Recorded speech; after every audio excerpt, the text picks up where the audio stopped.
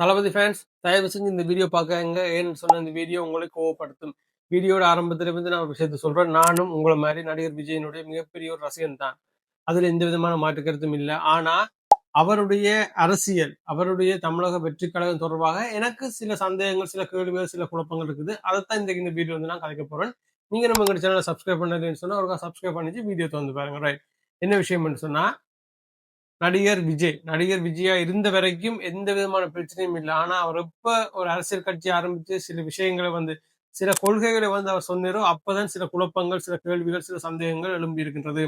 என்னன்னு சொன்னா குறிப்பாக எங்களுடைய மண், அதாவது இலங்கையினுடைய வடக்கு கிழக்கு இலங்கையினுடைய ஈழத்தில் இருக்கிற எங்களுக்கு எவ்வளவுக்கு எங்களுடைய தமிழ் அரசியல்வாதிகள், தமிழ் அரசியல் கட்சிகளினுடைய நகர்வுகள், செயற்பாடுகளை அவதானிக்கிறது முக்கியமோ அதே மாதிரி தமிழ்நாட்டு அரசியலையும் வந்து நாங்க அவதானிக்க வேண்டிய ஒரு நிலைக்கு தள்ளப்பட்டிருக்கோம். ஏன்னு சொன்னா எங்களினுடைய நிலத்துல நடைபெற்ற நிறைய பிரச்சனைகளுக்கு வந்து முக்கியமான உதவிகளை வந்து முக்கியமான தீர்வுகளை வந்து தமிழ்நாட்டு அரசாங்கத்தால செஞ்சிருக்க முடியும். ஆனா அப்பொழுது ஆட்சியில் இருந்த இப்பொழுதும் ஆட்சியில் இருக்கிற திமுக அந்த விடயங்களை வந்து செய்யவில்லை, செய்ய போவதும் இல்லை. அதனால நான் சொல்றேன், தமிழ்நாட்டு அரசியலை வந்து நாங்க அந்த அளவுக்கு தெரிஞ்சு வச்சிருக்க வேண்டிய நிலைக்கு வந்து தள்ளப்பட்டிருக்கிறோம்.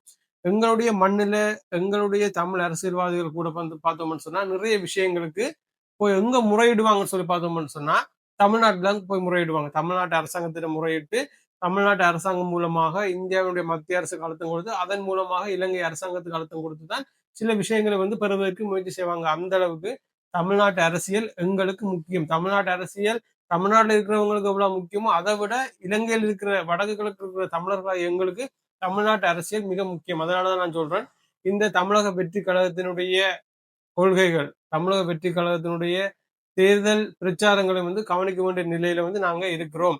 தமிழக வெற்றி கழகம் நிறைய விஷயங்கள் வந்து தங்களுடைய கொள்கைகளை வந்து சொல்லியிருந்தாங்க. அதுல பார்த்தோம்னு சொன்னா திராவிடத்தையும் தமிழ் தேசியத்தையும் வந்து ரெண்டு கண்கள்னு சொல்லி விஜய் சொல்லியிருந்தார்.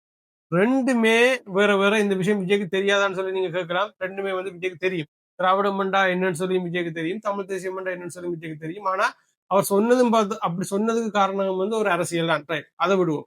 நாங்க பார்ப்போம் திராவிடம் சொன்னா என்ன, தமிழ் தேசியம் என்னன்னு சொல்லி நாம பார்த்தோம்னு சொன்னா திராவிடம்ன்றது தென்னிந்திய மக்கள், குறிப்பா பார்த்தோம்னு சொன்னா தமிழ், தெலுங்கு, கன்னடம், மலையாளம் இந்த மொழி பேசுகின்ற மக்களினுடைய சமூக பண்பாட்டு அடையாளம் பற்றிய ஒரு சிந்தனை தான் திராவிடம்.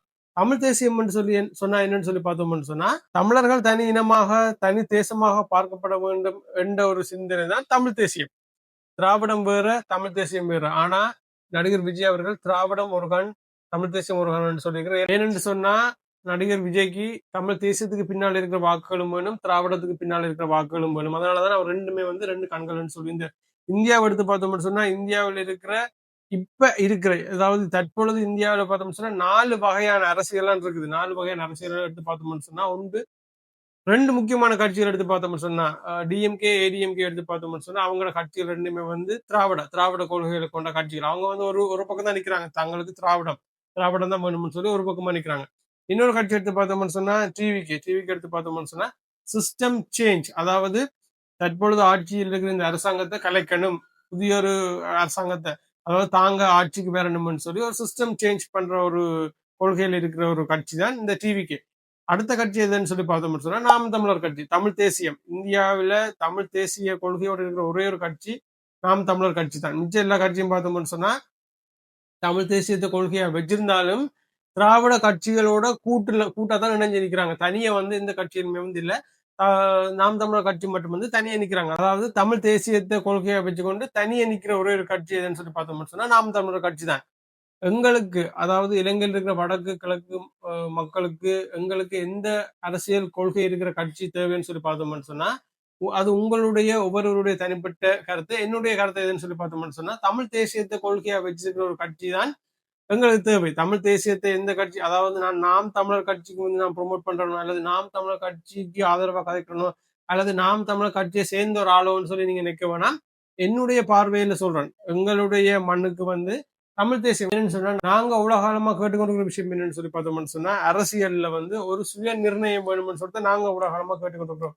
சுய நிர்ணயம் சொன்னா என்னன்னு சொன்னா தமிழர்கள் நாங்கள் எங்களுடைய அரசியல் எதிர்காலத்தை நாங்களே தீர்மானிக்க வேண்டும் என்ற ஒரு விஷயம்தான் சுய நிர்ணயம். அதாவது ஒரு மக்கள் தங்களுடைய அரசியல், சமூக, பொருளாதார, பண்பாட்டு எதிர்காலத்தை வேறு யாரின் கட்டுப்பாடு இல்லாமல் தாங்களே தீர்மானிக்கிற ஒரு உரிமைதான் சுய நிர்ணயம். அந்த ஒரு விடயம் தான் எங்களுக்கும் தேவையான விடயம். அந்த விடயம் எதில் இருக்குன்னு சொல்லி பார்த்தோம்னு சொன்னா, எந்த அரசியல் கொள்கையில் அந்த விடயம் இருக்குன்னு சொல்லி பார்த்தோம்னு சொன்னா, தமிழ் தேசியம் அந்த அரசியல் கொள்கையில அந்த விடயம் இருக்கையுடைய திராவிடத்துல அந்த விஷயம் இல்லை என்ற விடயத்தை நாம விளங்கி கொள்ளணும். அதனால நான் சொல்றேன், ஒரு திராவிட கட்சி எங்களுக்கு எந்த அளவுல உதவி செய்யும்னு சொன்னா, ஈயம் பூசுற மாதிரியும் இருக்கணும், பூசாத மாதிரியும் இருக்கணும். என்ன மாதிரி ஒரு நிலையில உதவி செய்வாங்க. அதாவது உதவி செய்யற மாதிரியும் இருக்கணும், அதே நேரத்துல அந்த உதவிகள் சரியாக எங்களுக்கு போய் சேரக்கூடாது என்ற ஒரு நிலையில அவங்க உதவி செய்வாங்க. வரலாற்று எடுத்து பார்த்தோம்னு சொன்னா, திமுகவும் அதே மாதிரிதான் உதவி செஞ்சிருக்காங்க. எங்களுக்காக திமுக கதைச்சிருக்கிறாங்க, ஆனா எங்களுக்காக திமுக போராடவில்லை.